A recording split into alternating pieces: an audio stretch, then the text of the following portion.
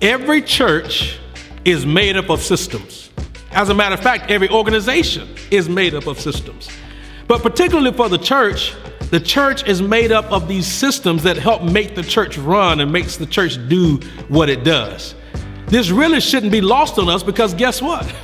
God is a God of systems. Everything that God created, he created on a system. As a dad of 4, it has been absolutely amazing to me from day one to watch as my wife grows, her body grows with this life in it. Literally, her body of systems grows another body of systems. God is amazing that literally he allows a life within a life to create all of the systems that we need for life. You've got the endocrine system and the cardiovascular system, and I could go on and on and on, but you get the idea. Even when we look at creation, it's amazing because the sun rises in the east and sets in the west on a system. It's amazing that when you can go out to the ocean, and I live in Florida, the state of Florida, and we love our beaches here in the state of Florida, but even the beach is on a system. That's what we call the tide. It goes in and it comes out, and people have learned to even love those systems because that's where we get our boating from and our surfing from, and that's how cruise liners ride on the waves, all because of the systems.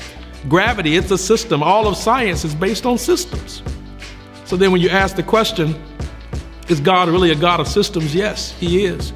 And guess what? When the systems mess up, all kinds of things can go wrong, and there can be a domino effect to those systems not functioning properly. When you think about it, your heart beats on a system, right?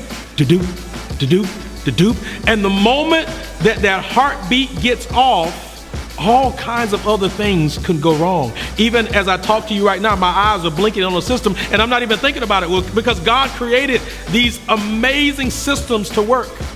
Well, then we have to think about this notion that if the church is made up of systems, it's important for us to then know what those systems are so that we can do a examination of the systems to evaluate how they're functioning and how they're working. And you've probably heard me say before at various times in other ways that this is not just about making sure that Sunday works, because many churches are already excelling in making Sunday work, but we're struggling when it comes to those systems beyond just Sunday.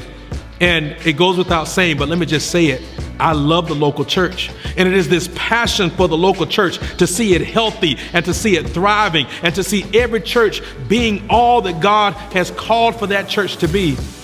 It is that passion that talk to you about these systems. And in this book, Church Strategies and Ministry Systems, I talk about 8 or 9 different systems that make up the church. And I want to invite you, let's have this discussion about these systems, because you can find out not only what's working, but you can find out what's not working. You can document your systems. You can clearly identify who's leading these systems and hold those folks accountable. And you can celebrate them when they are doing the right thing with those systems. You can tweak your systems when certain things are not getting you the result that you want. And I would argue with you that in many ways, the church has some of the most amazing communicators on the planet.